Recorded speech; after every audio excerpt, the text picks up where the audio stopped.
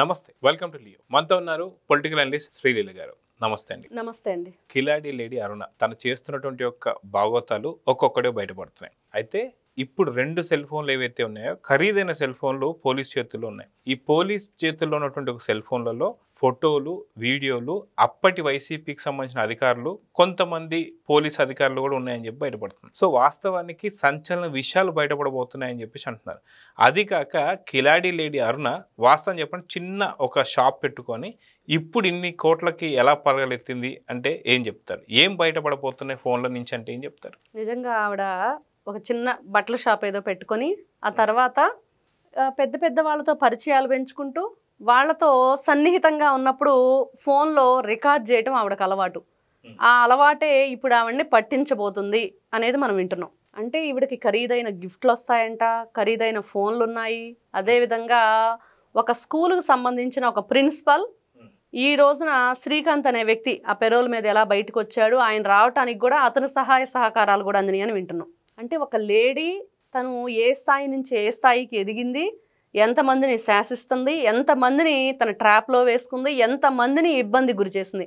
అంటే ఇక్కడ ఫస్ట్ వాళ్ళతో స్నేహంగా మెలగటం, వాళ్ళతో స్నేహంగా ఉన్నప్పుడు ఈవిడ కాల్స్ రికార్డ్ చేయటం కానివ్వండి, లేకపోతే వీడియోలు తీయటం కానివ్వండి, ఫోటోలు తీయటం కానీ చేసిన తర్వాత వాళ్ళు ఏదైనా ఆవిడ అడిగిన పని చేయకపోతే అవి చూపించి బెదిరించడం, తర్వాత బ్లాక్మెయిల్ చేస్తూ పై అధికారులకి కంప్లైంట్ ఇవ్వటం కూడా జరిగింది. ఇన్ని రకాలుగా చేస్తూ ఇక్కడ శ్రీకాంత్ అనే వ్యక్తి అసలు ఎవరు ఏంటి అంటే జీవిత ఖైదు. అతను ఒక ఖైదీగా ఉండి పెరోల్ మీద ఎందుకు బయటకు వస్తున్నాడు, ఎలా వస్తున్నాడు అంటే ఈవిడ సహాయ సహకారాలతోనే వస్తున్నాడు.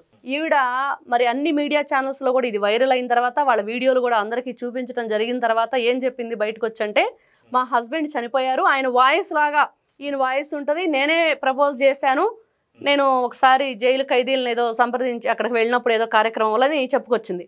అంటే ఈవిడ చేసిన పని ఏంటి, అసలు అతనితో ఎందుకు కాంటాక్ట్ అయింది, అతన్నే ఎందుకు టార్గెట్ చేసిందంటే శ్రీకాంత్కి బయట చాలామంది వ్యక్తులతో ఒక రౌడీయిజం చలాయించే వాళ్ళు, అవసరమైతే మనిషిని కూడా చంపేసే వాళ్ళతోటి పరిచయాలు ఉన్నాయి.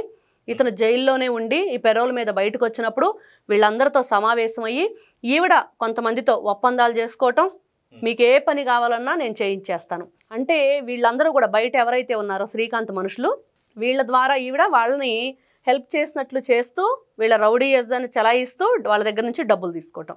అంటే ఒక లేడీ ఏ విధంగా ఆవిడ దిగజార్చుకుంది ఈ రోజున.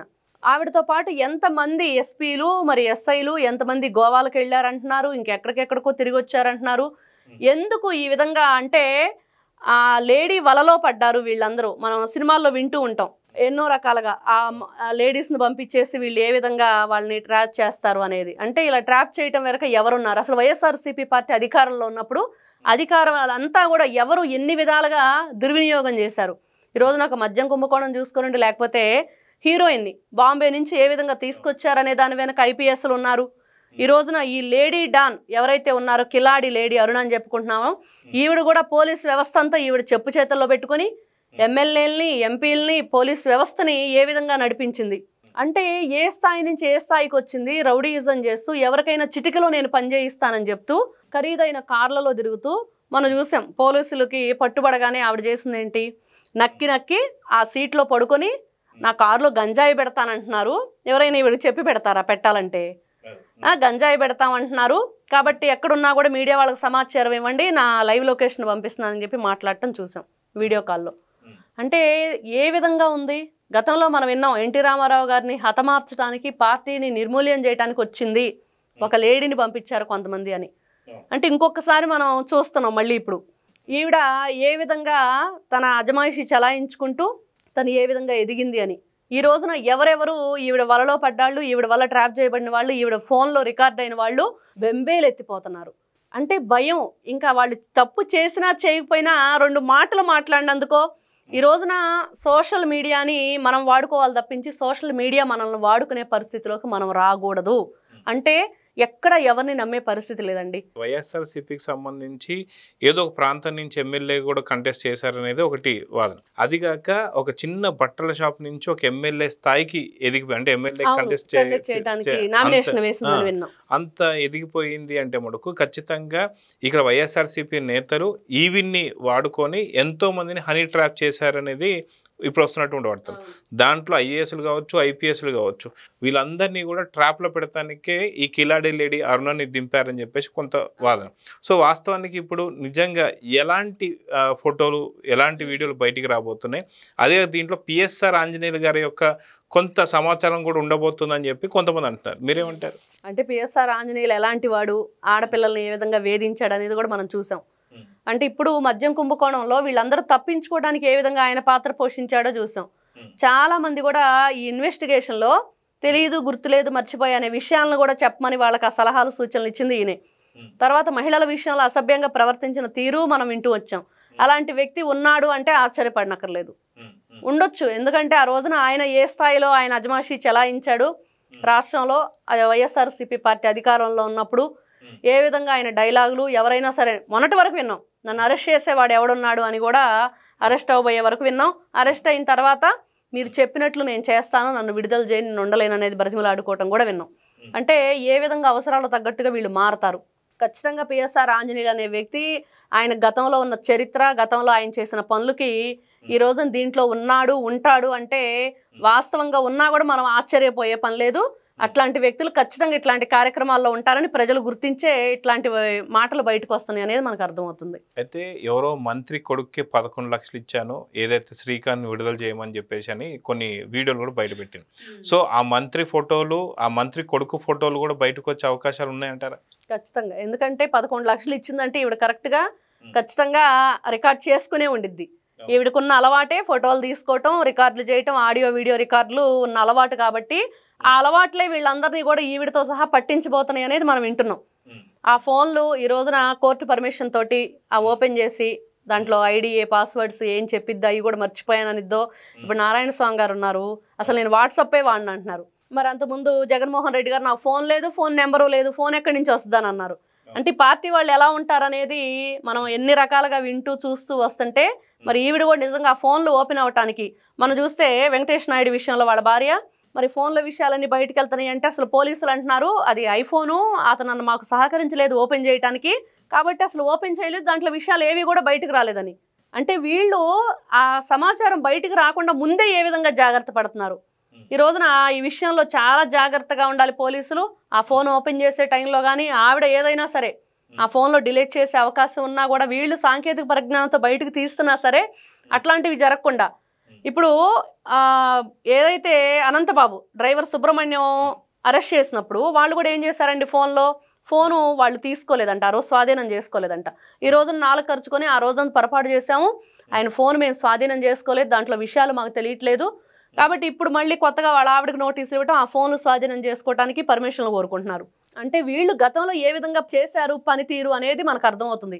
కానీ ఇప్పుడు పోలీసు వ్యవస్థను చూస్తుంటే పోలీసులు ఫోన్లు స్వాధీనం చేసుకోవటం, దాంట్లో ఉన్న డేటాని ఏ విధంగా మనం బయటకు తీయాలి, కాల్ రికార్డులు కానివ్వండి, వీడియో ఆడియో రికార్డులు ఇవన్నీ కూడా మరి దాని వెనక ఎవరున్నారు అంటే ఈవిడ 11 లక్షలు ఇచ్చిందా, 10 లక్షలు ఇచ్చిందా, ఎవరికి ఇచ్చింది, ఎందుకు ఇచ్చింది, వాళ్ళవన్నీ కూడా సమాచారాలు ఖచ్చితంగా ఉంటాయి. ఎందుకంటే ఈవిడ పనే వాళ్ళని ట్రాప్ చేయటం, వాళ్ళని ఏ విధంగానైనా బుట్టలో వేసుకోవాలి, లేకపోతే వాళ్ళని భయపెట్టాలి. ఇన్ని రకాలుగా ఉంది కాబట్టి ఖచ్చితంగా ఈవిడ చాలా క్రిమినల్ మైండెడ్గా మనకు కనిపిస్తుంది. ఆవిడ చేసిన పనులన్నీ చూసినా కూడా ఆ వీడియోలు బయటకు వచ్చిన తర్వాత కూడా ఆవిడ మాట్లాడిన తీరు మరి అవన్నీ చూస్తుంటే ఎక్కడా కూడా జంకకుండా ఏ విధంగా మాట్లాడుతుందంటే వీళ్ళు ఎంత ఆరుతేరిపోయి ఉన్నారు, ఎంతమందిని వీళ్ళు చెప్పు చేతల్లో పెట్టుకొని పనిచేయించారు. ఈ మధ్య కాలంలో ఫేస్బుక్లో నేను స్వయంగా చూశాను, అతనికి ఫోన్ చేసి అతను వీడియోలు షేర్ చేసి మెసేజ్లు పెట్టాడు.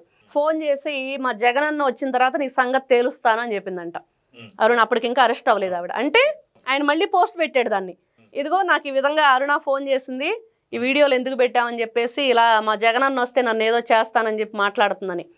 అంటే ఎక్కడికైనా వీళ్ళు వెళ్ళిపోతారు, ఏ విధంగానైనా సరే మాట్లాడతారు. అంటే అదిగాక ఇప్పుడు ఉన్నటువంటి ఒక సిఐలకు కూడా ఇప్పుడు హోంశాఖలో పనిచేస్తున్నాను నేను అన్నట్టుగా దొంగ కాల్స్ మాట్లాడినట్టు చూస్తున్నాం. సో నిజంగా ఇప్పుడు అంటే కూటమి ప్రభుత్వం వచ్చిన తర్వాతే ఈ విధంగా ఉంది అంటే కూటమి ప్రభుత్వం రాకముందు వైఎస్ఆర్సీపీలో ఎలాంటి ఫోన్లు చేసింది, ఎలాంటి వాళ్ళు లోపరుచుకుందంటే ఏం చెప్తారు? ఖచ్చితంగా ఈ రోజున వినిపిస్తున్నాయి. సిఐలు, ఎస్ఐలు ఎంతమంది ఉన్నారంటే ఎమ్మెల్యే స్థాయి నుంచి మన అందరి పేర్లు వినిపిస్తున్నాయి. అంటే ఎవరు నడిపించారు ఇదంతా, ఎంతమందిని ట్రాప్ చేసింది, ఎంతమందిని భయపెట్టింది. ఇక్కడ ఏది జరిగినా ఈ రోజున సొసైటీలో ఇంకా చట్టాలు మారాలి, చట్టంలో మార్పులు రావాలి, వాళ్ళని ఖచ్చితంగా వాళ్ళకి పనిష్మెంట్ కఠినంగా ఉంటే ఇంకొకరు ఆ పని చేయడానికి ముందుకు రారు. ఆ పనిష్మెంట్ అనేది కఠినంగా లేకపోవటం వల్లే ఒక 1 year 2 years ఉంటాము, మళ్ళీ బయటకు వస్తాము, మా పని మేము చేసుకుంటాం అన్న రీతిగా వాళ్ళ ఆలోచన మారిపోయింది. 10th class అబ్బాయి బ్యాట్ కోసం ఆ అమ్మాయిని చంపేశాడంటే ఎంత దారుణంగా ఉంది. అంటే ఇక్కడ నిజంగా చట్టాల్లో మార్పు రావాలని ప్రతి ఒక్కరూ కోరుకుంటున్నారు. కఠినంగా శిక్షించండి, కఠినమైన చర్యలు తీసుకోండి, వాళ్ళు భయపడాలి. భయపడితే రెండో వాళ్ళు చేయకుండా ఉంటారు. భార్యను భర్త చంపేయటం, భర్తను భార్య చంపేయటం, ఇట్లాంటి లేడీస్ ఇలాంటి అంటే మహిళలకి ఎంత కళంకం అండి వీళ్ళు. ఇంకా మహిళలు ఏ విధంగా ఎదగలుగుతారు? ఇట్లాంటి వ్యక్తుల వల్ల ఎంత మందిని ఈ విధంగా నమ్మకుండా ఇంకా ఎక్కడ నమ్మకం కలిగిద్ది? ఎవరైనా సరే భయపడుతున్నారు. కాబట్టి ఇట్లాంటి వాళ్ళని ప్రోత్సహించొద్దు. అదేవిధంగా ఇట్లాంటి వాళ్ళ పట్ల కఠినమైన చర్యలు తీసుకోవాలి, మార్పులు రావాలి. సొసైటీలో కూడా చాలామంది చాలా విధాలుగా ఇట్లాంటి వాటికి అవగాహన తెచ్చుకోవాలి. ముఖ్యంగా వీళ్ళ పట్ల చాలా జాగ్రత్తగా ఉండాలి. ఎవరైతే ఈ విధంగా మాటలు చెప్పి వాళ్ళ పబ్బం గడుపుకుంటూ ఈ ఖరీదైన గిఫ్ట్లేంటి, ఈ ఫోన్లేంటి, ఒకప్పుడు ఆవిడ పరిస్థితి ఏంటి, ఈ రోజున అంత ఇదిగా వెళ్ళి హోమ్ మినిస్టర్ స్థాయిలో నేనే అంత చక్రం తిప్పుతున్నానని వాళ్ళు నమ్మించేంత స్థాయికి వచ్చిందంటే ఆ పెరోల్ మీద వచ్చిన ఖైదీతో ఆమెను ప్రవర్తించిన తీరు, ఆ వీడియోలు షూట్ చేసింది ఎవరు అసలు, అవన్నీ అంత బయట చక్కెరలు కొడుతుంటే ఎంత సిగ్గుచేటుగా ఉంది. అంటే పోలీస్ వ్యవస్థ, ఈ రోజున పోలీస్ వ్యవస్థ నిజంగా ఎంత అవమానం అండి. వాళ్ళు చట్టానికి, న్యాయానికి, ధర్మానికి కట్టుబడి ఉంటూ మరి శిక్షించే వాళ్ళము, రక్షించే వాళ్ళం అని చెప్పేసి ఇంత గొప్పగా చెప్పుకున్నప్పుడు వాళ్ళకి శిక్ష ఏది? ఎవరు రక్షింపబడుతున్నారు, ఎవరు శిక్షింపబడుతున్నారు? కాబట్టి ప్రతి ఒక్కరూ ఈ రోజున కోరుకునేది ఏంటంటే వీళ్ళ పట్ల చట్టాలు మారాలి, కఠినమైన చర్యలు ఉండాలి అనేది ప్రతి ఒక్కరు ఈ రోజున కోరుకుంటున్నారు. సో చూద్దామండి, కిలాడి లేడీ అరుణకు సంబంధించినటువంటి ఒక 2 ఖరీదైన ఫోన్ల నుంచి ఎన్నో రకాల ఫోటోలు, వీడియోలు బయటపడబోతున్నాయి. సో సంచలనమైన విషయాలు బయటికి రాబోతున్న సంగతి అయితే తెలుస్తుంది. సో చూద్దాం జరగబోతుందో. నమస్తే. నమస్తే. Please subscribe to Leo News for more videos.